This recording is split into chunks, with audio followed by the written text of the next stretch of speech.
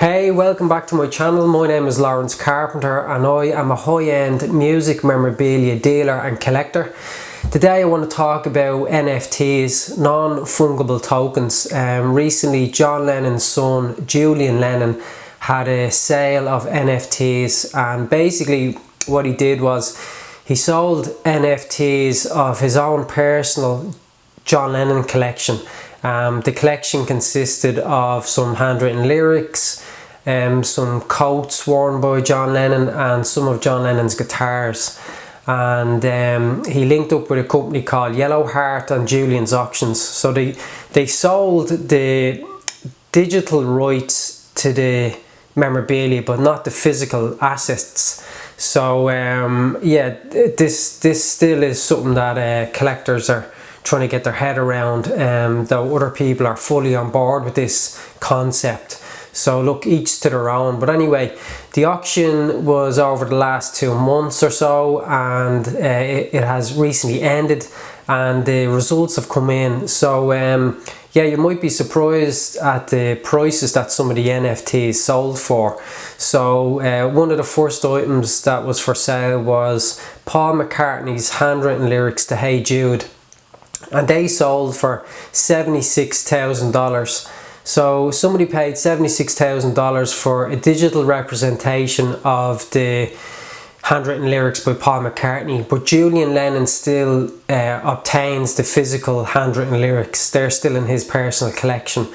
So I was surprised that Paul McCartney was okay with the sale of these NFT lyrics, because I know Paul McCartney can be quite litigious when it comes to his music memorabilia, though I suppose because it's John Lennon's son, there was an exception made in this case, and apparently he gave the nod.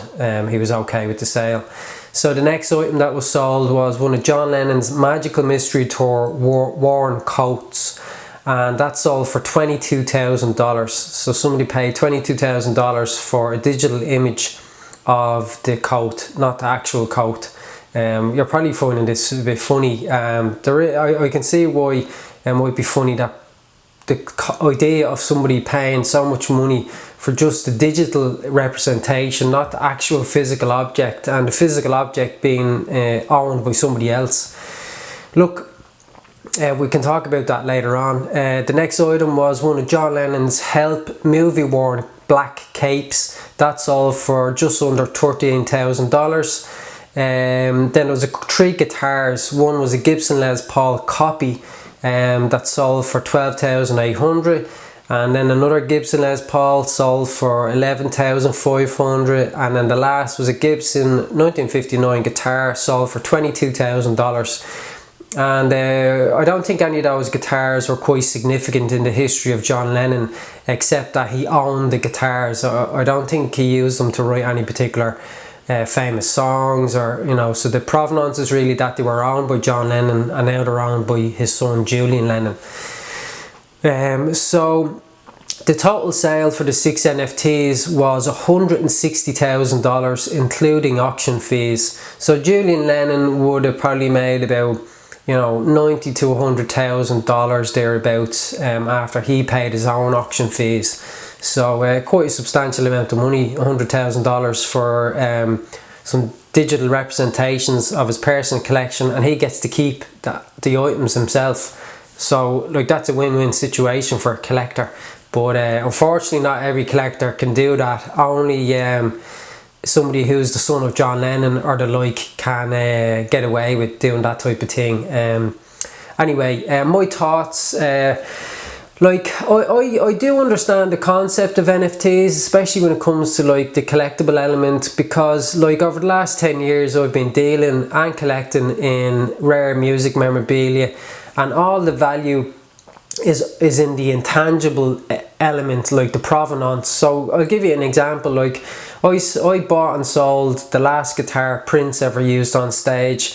The guitar itself intrinsically was worth probably like $5,000 thereabouts, and I sold that guitar for $150,000 in an auction in Los Angeles, and so the $145,000 was all due that was all built into the provenance, not the actual physical guitar.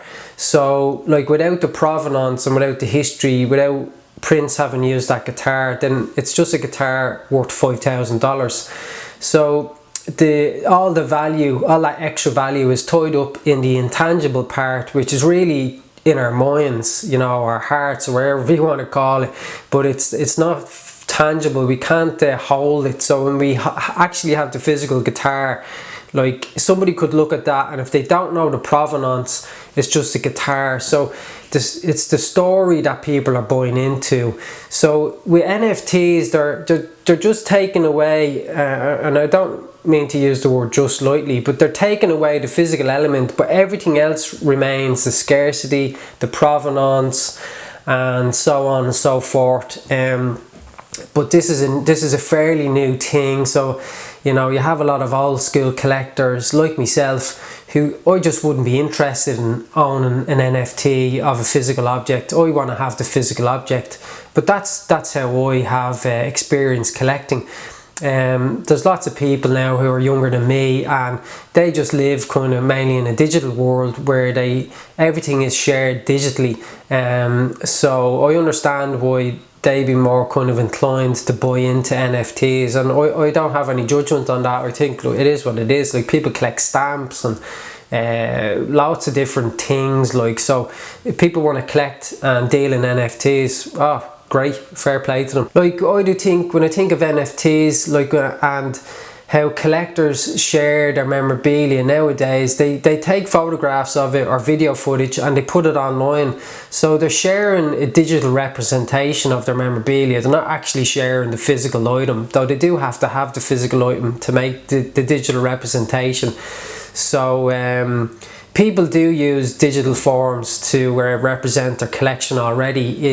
They mightn't class them as NFTs, but there is that digital element, so it's just something to consider, you know.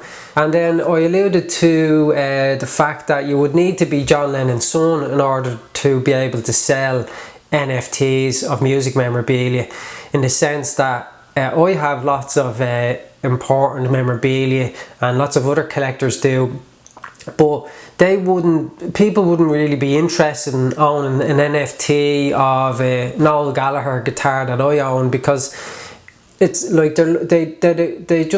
it's missing a link. The link that it's missing is, I'm not intrinsically connected to Noel Gallagher.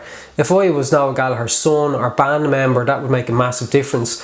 But like, the line of provenance needs to be maintained in order for these items to come across as authentic and legitimate. Provenance is the key element here, and I keep on banging on about provenance and authenticity, but if anybody's going to make an investment, provenance, you know, is like super important, you know, really, really important. And the better the provenance, the more appealing it is to a collector, and the more money you're going to get if you sell your memorabilia. So it's a better investment all around. So yeah, that's pretty much it. I'd love to know your thoughts about NFTs.